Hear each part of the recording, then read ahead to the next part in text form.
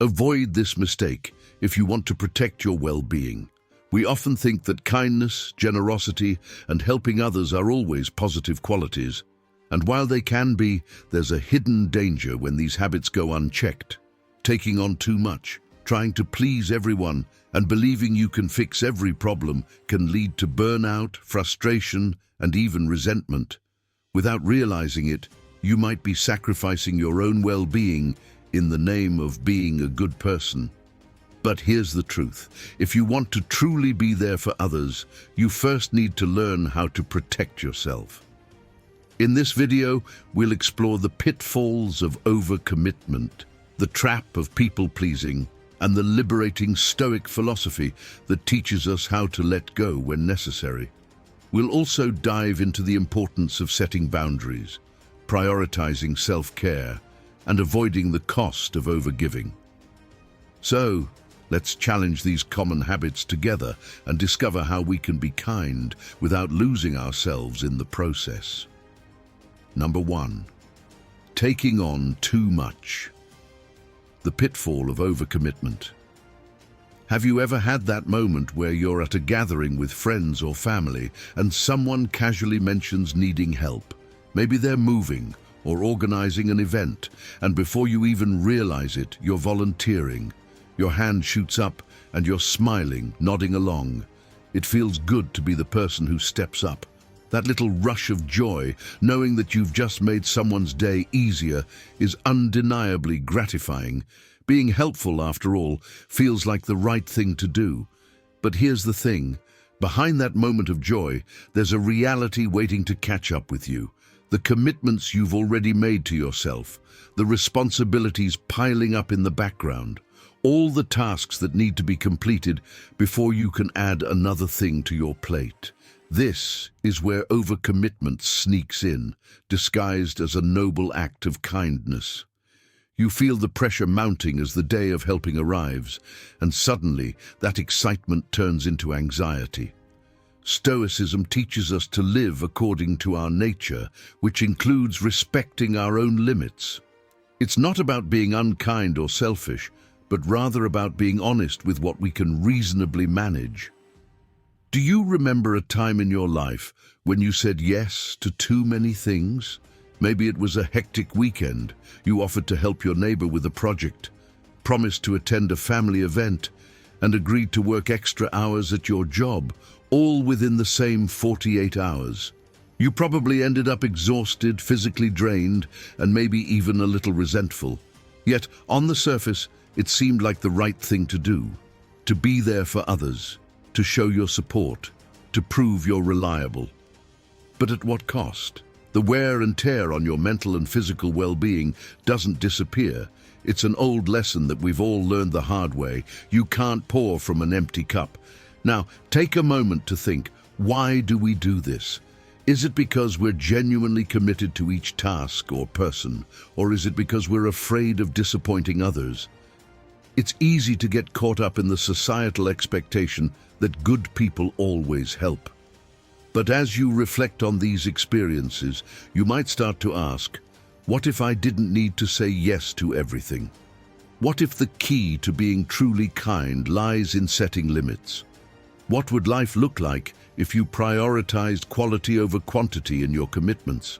Number 2, the trap of people-pleasing, why you can't make everyone happy. Let's be real, we all love to be liked. That feeling when someone gives you a nod of approval or smiles warmly because of something you did, it's uplifting.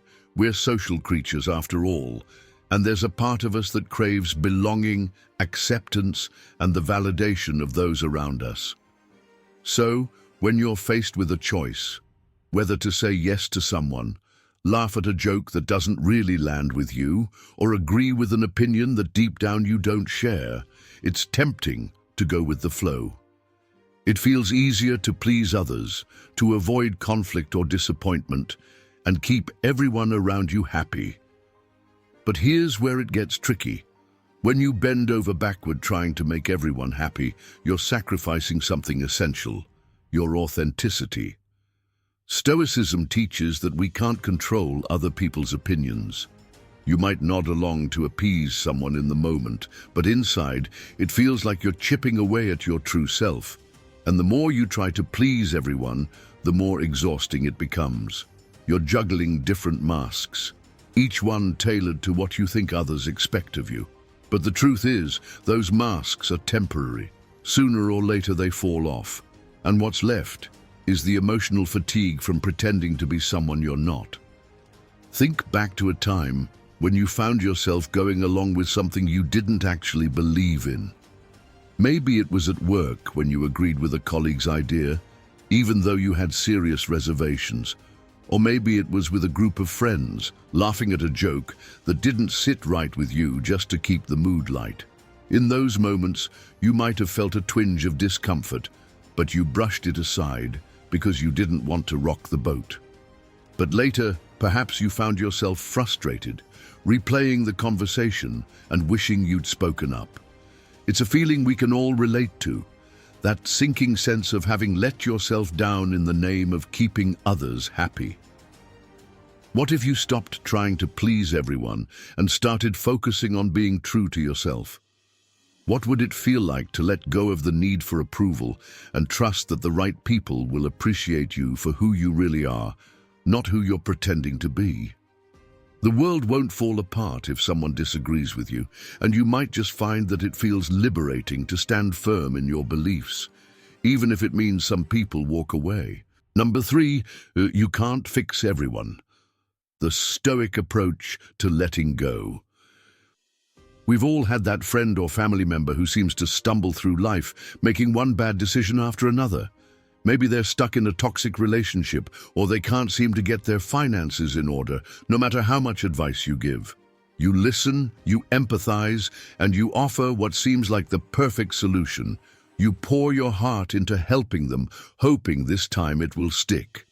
There's something deeply satisfying about the idea that you can make a difference in someone's life, that your kindness, your wisdom, can help steer them toward a better path.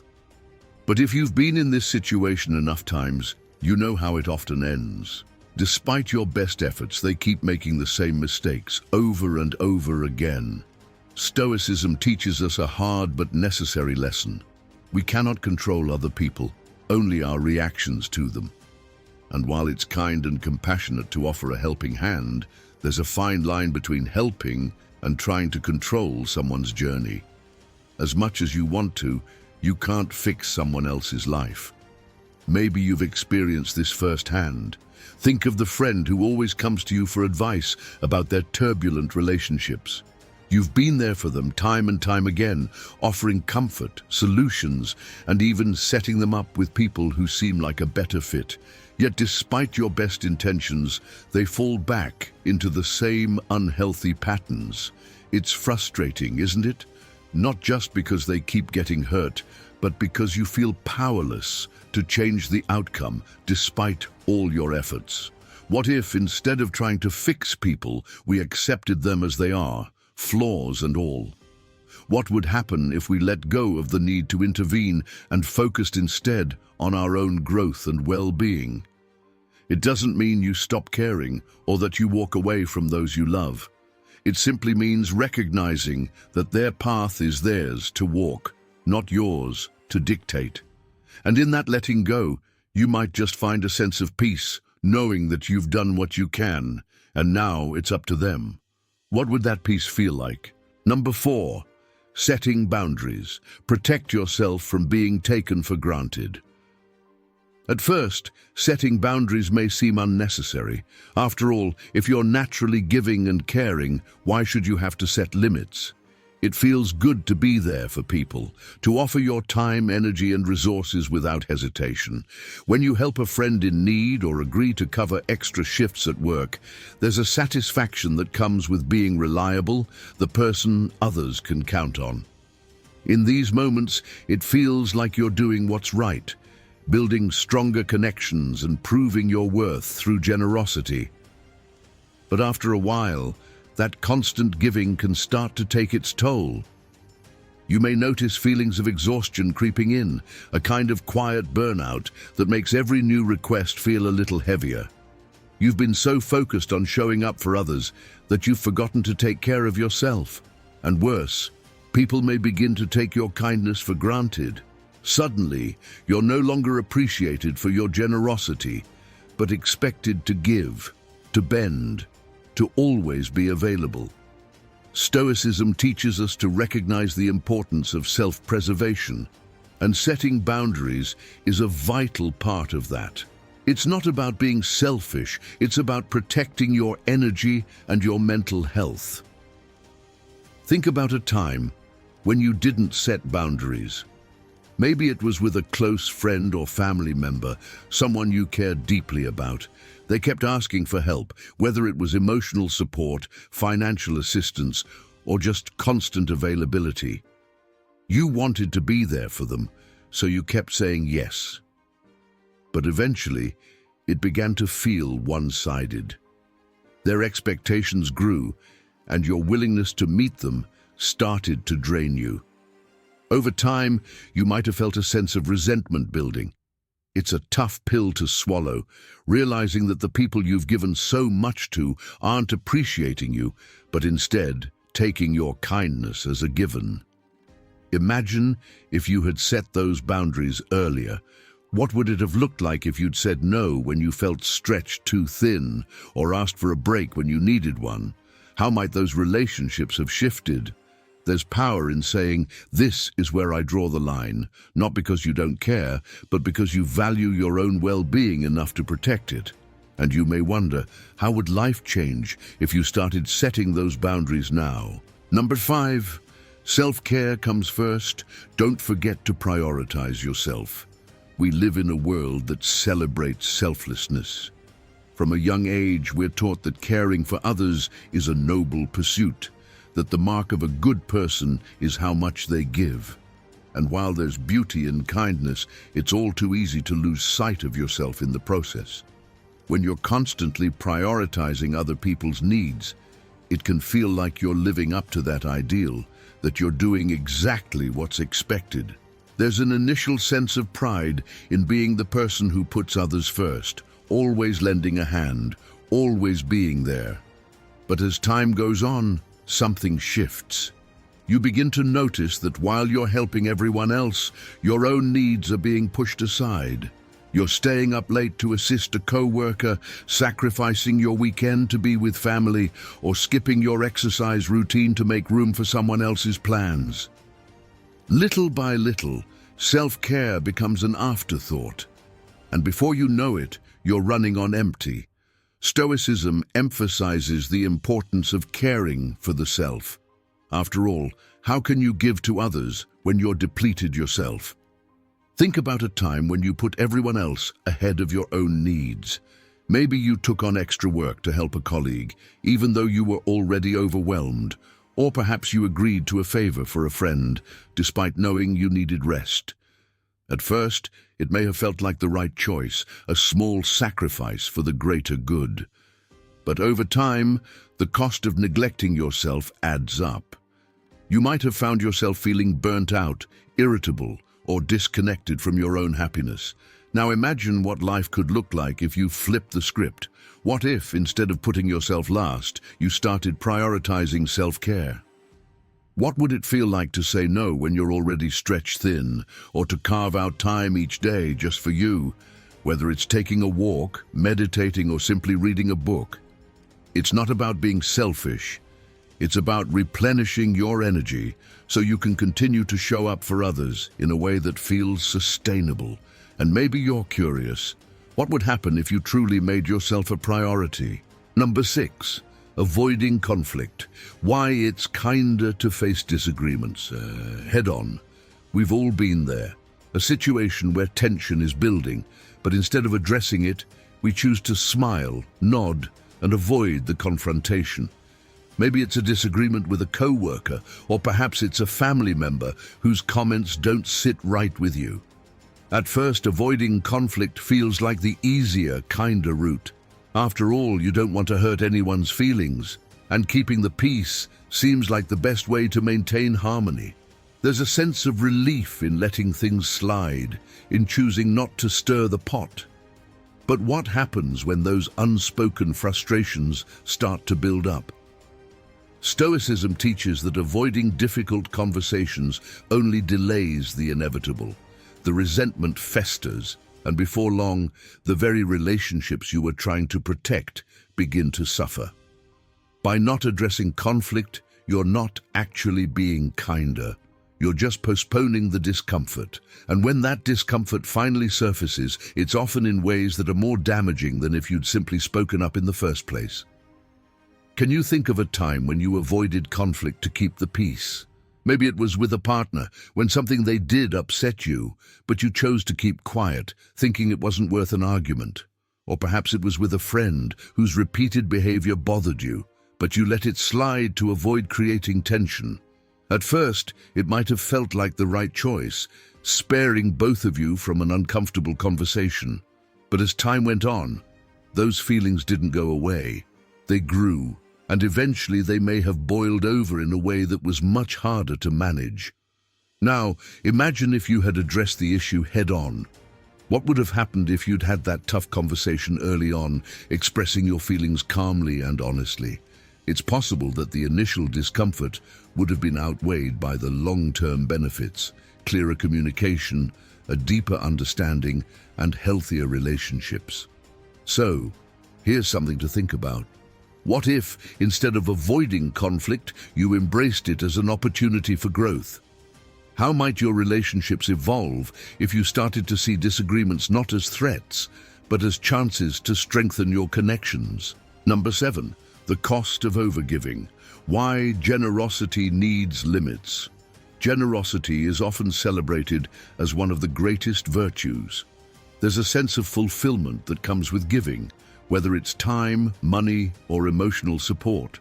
Helping others can spark a moment of joy, a rush of purpose, like you're doing something meaningful in the world. It feels good to say yes when someone needs you, to be the one who always comes through. In these moments, generosity seems boundless, as if giving more will always bring more happiness. But as much as giving can lift you up, there comes a point where it starts to weigh you down. When generosity becomes a habit without limits, it can begin to feel like an obligation rather than a choice. You might notice that people start to expect your help, that your endless giving no longer feels appreciated but demanded. You find yourself drained, both emotionally and physically, as if every piece of yourself that you've given away has left you with less. The Stoic approach reminds us that moderation is key, even in generosity. There's wisdom in recognizing when enough is enough, and that giving too much can lead to self-neglect. Reflect on a time when you gave more than you should have. Maybe it was during a period when someone close to you leaned on you heavily for advice, for help, for emotional support. At first, it felt rewarding to be there for them, to be the source of comfort they needed. But after a while, it became exhausting. You may have started to feel taken for granted, like your generosity was being exploited. Perhaps you even reached a point where giving became a source of stress, as if you were being pulled in too many directions at once, with nothing left to give to yourself. Now, consider what might have happened if you had set limits on your generosity from the start. What would it have looked like to give, but not overextend yourself, to help, but also to protect your own well-being? Imagine if you had said no when you felt overwhelmed, or if you had taken time for yourself without guilt. Would those relationships have shifted? Would the people around you have learned to appreciate your boundaries as much as they appreciated your generosity? The question lingers. How might your life change if you started to place limits on your giving, preserving your energy for when it truly matters? Number 8, seeking approval. The danger of relying on others for validation. There's something undeniably comforting about receiving praise from others, whether it's recognition from a boss, appreciation from a friend, or admiration from a partner. That external validation can feel like proof that you're doing things right, that you're valued. When you make someone happy or meet their expectations, it brings a moment of joy, as if their approval is a reflection of your worth. It feels good to be liked, to be appreciated, to be seen in a positive light. But over time, chasing that approval can become a trap. When your sense of self-worth becomes tied to what others think, you end up living for their validation instead of your own. You might start saying yes to things you don't want to do, or agreeing with opinions you don't fully believe in, all because you're afraid of losing that approval. The more you rely on others for validation, the more disconnected you become from your true self. Stoicism teaches us to find strength from within, to be guided by our own values, rather than the shifting opinions of others. Think back to a time when you sought approval from someone else. Maybe it was at work, where you went above and beyond to earn recognition from your boss. Or perhaps it was in a relationship, where you found yourself bending over backward to meet your partner's expectations, hoping that their approval would make you feel more secure. At first, the approval might have felt rewarding, like a stamp of validation. But eventually, you may have realized that no amount of external praise could fill the void of self-acceptance. And worse, you might have felt lost, unsure of who you were without that constant validation. Now imagine what life would be like if you stopped relying on others for validation. What if, instead of seeking approval, you focused on your own internal compass? What would it feel like to trust yourself, to believe in your own worth without needing someone else to confirm it? Picture how freeing it could be to make decisions based on your values, your desires, without the fear of disappointing others. The question arises, what would happen if you let go of the need for approval and started living for yourself? To truly live a life of balance and fulfillment, it's essential to recognize when kindness and generosity have crossed the line into self-sacrifice. You can't be everything to everyone, and you don't need to fix every problem you encounter. By learning to set boundaries, prioritize your own well-being, and let go of the need for constant approval, you'll not only protect yourself, but also improve the quality of the help you can give to others. Drop 100 if you've watched this far. It shows you're part of the 0.01% who actually finish what they start. If you're serious about making positive changes in your life, don't forget to subscribe to the channel. We're here to support you every step of the way.